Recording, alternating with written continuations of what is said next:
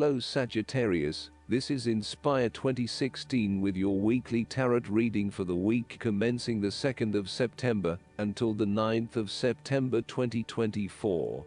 The first card for you is representing, how do you feel about yourself? Your card is the Page of Swords. You just cannot wait to get started on a new project or an idea and to share that with others. You start all new projects, ventures and journeys with a huge amount of energy and excitement. The challenge, however, is whether you can keep it up. As with all pages, the beginning always looks promising, but something else is needed in order to maintain the pace. There are always going to be challenges with whatever option you choose, and not everyone is going to be happy with your choices, but when it comes down to it, you need to follow your passions and go where your true energy lies. This page encourages you to move forward and to get the wheels in motion, despite any challenges or setbacks that may potentially stand in the way. This card shows you as a young and idealistic person, with lots of plans and ideas for the future. At this moment, you feel as though you could do almost anything. As a page, you are just beginning to make your way in life, and it is important that you align with others who will not overwhelm you or stifle your direction and ideas. Instead, seek to align yourself with people who will nurture your ideas and will help you to manifest them in an organized manner. Choose a relationship that feels natural, with someone who will learn and grow along with you, and give you a chance to develop your own personality and expression. You have an intelligent and sensitive nature, and you may suffer a lot if there is no outlet for your ideas and feelings. The second card for you is representing, what do you want most right now? Your card is the Six of Pentacles. What do you want most right now is receiving a loan or giving a financial assistance to those in need. Now that you have lived through the darkness long enough to see the inner light, it is time to help others who are not so fortunate. Consider giving to charity or reaching out a helping hand to someone who needs your support. The generosity of the Six does not limit itself to money and material things. Giving of your time or your wisdom is often just as spiritually fulfilling as giving away money or gifts, and the intangible gift of your presence is received just as well, if not better. You may also be inclined to make a loan to someone, on the premise that they will eventually pay you back once they are back on their feet. This is a loan built on trust and good faith, knowing that if you give something away, it will come back to you. Remember, though, that this is more about a short-term fix, and not a sustainable solution towards self-sufficiency. So, think about how you can financially support your family or friends in a way that encourages them to stand on their own 2 feet eventually. If you are the beggars in the Six of Pentacles, then you may be the recipient of someone else's charitable activities. This will help you to get back on your feet and to eventually repay the charitable organization or individual, either with your time or your restored wealth.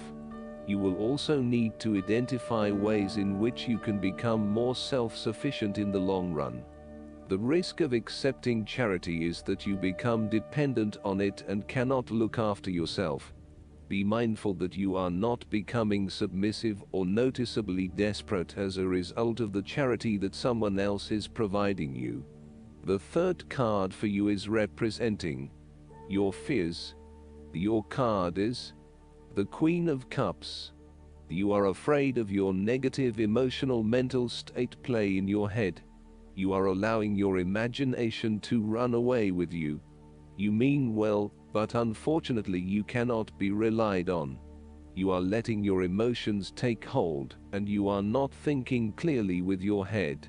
At its worst, the precious qualities of imagination and flowing fantasy might turn out to be weakness and thoughtlessness, turning in any direction that any wind may blow, getting lost in a dream world of unreal fantasies.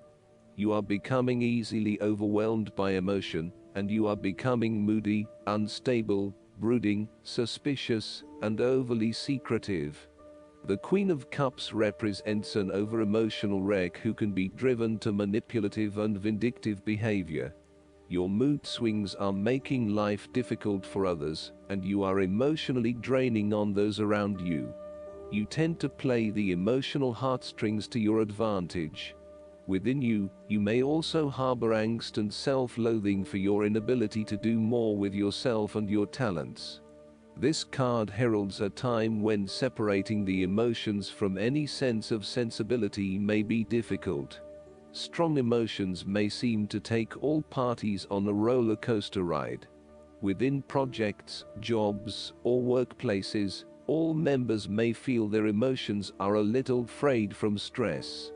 With this in mind, the Queen of Cups also warns against entering into any agreements with those who seem to play on your sense of guilt or pull on your emotional heartstrings, for they may not be what they seem.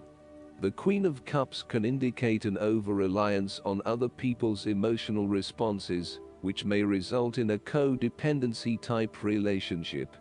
You may want to examine your current relationships. Is there codependency? Are you giving too much of yourself and not getting anything in return? This queen nurtures for the sake of inducing dependency and places undue importance on being in a relationship, no matter what its quality. There could also be a tendency towards having too many expectations from your partner. The fourth card for you is representing what is going for you. Your card is the Two of Swords. You are currently being faced with a difficult decision, but you are attempting to hide from it and pretending to yourself and others that if you ignore the decision long enough, it will go away of its own accord. However, the decision will not go away simply by your willing it to depart. Your conscience will eventually force you into facing your refusal to deal directly with the situation. The Two of Swords therefore serves as a reminder that life's decisions are frequently quite difficult and raise the possibility of painful consequences. However, you must take the bull by the horns and make your decisions with your best intentions, fully aware of the possible consequences. Avoidance will ultimately lead to a greater conflict. The blindfolded woman in this card is also an indication that you lack the information you need to make the right decisions at this time. You may be missing something, such as threats or potential risks, alternative solutions, or key pieces of information.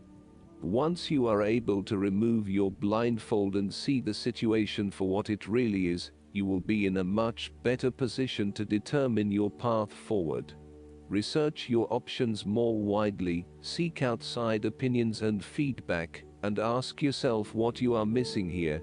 Why is this decision so challenging to make? What extra information do you need? The fifth card for you is representing what is going against you.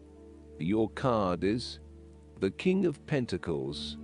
You might be obsessed with material things, including good food, wine, or sex. These can be fun but can also be taken to an extreme. You can also be very stubborn and traditional about some things, which could be exasperating. You will do anything for money.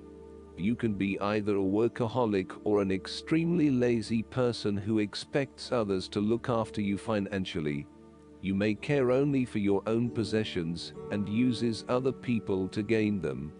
The King of Pentacles can also indicate a male significant figure in your life from the earth signs, who can be highly rigid in his approach, so when this king shows up in a reading, look at your life. Are you feeling stuck in a rut? Having your feet on the ground is a good thing, but everybody needs to lighten up once in a while and stick their heads in the clouds, even if it is just for a breath of fresh air.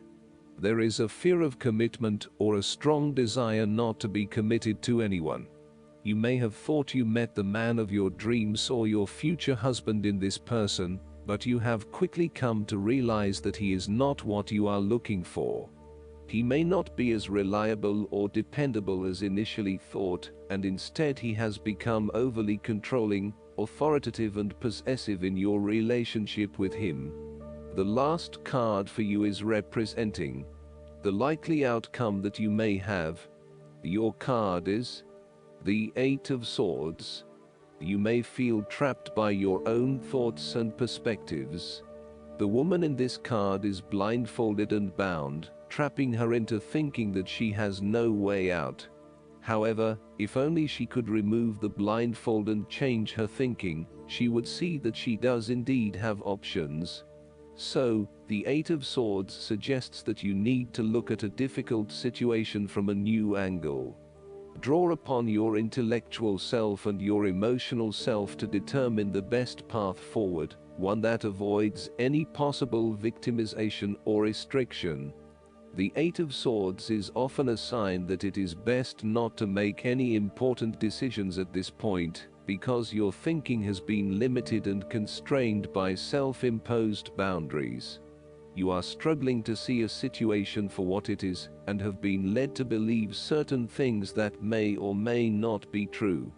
There are choices available, but first you must be within the right mindset to know which option to choose. This means releasing the bindings and the blindfold to see the situation from a different, less imposing angle. There may also be too many ideas running through your head, thus it is best to wait until you feel more secure and certain about a situation before making important decisions and taking action.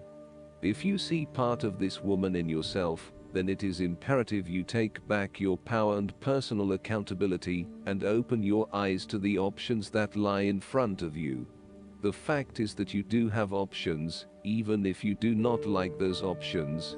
This is fine, so long as you accept that you do indeed have options, and you do not have to be the victim here. Last but not least, the guidance card for you is the Wheel. The angels sent you this card because of positive changes occurring in your life. Expect and enjoy beneficial new opportunities as they present themselves. This is an optimal time to make big and small changes. Take the leap with the knowledge that everything will work well for you. Old blocks are lifting, and everything now moves forward quickly. If recent events shook your faith, you now see how they were actually positive for you. Rapid advancement is likely now. Additional meanings of this card: good luck, a happy accident, balanced karma, a miracle, a twist of fate, destiny. Archangel Michael is the supreme protecting angel who walks beside you through changes, giving you courage, strength, and self-confidence. Call upon Michael whenever you'd like specific guidance about your next step, especially if it's connected to your life purpose or spiritual path.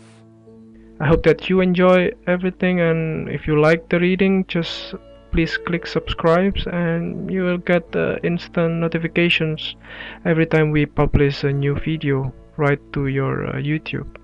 Thanks.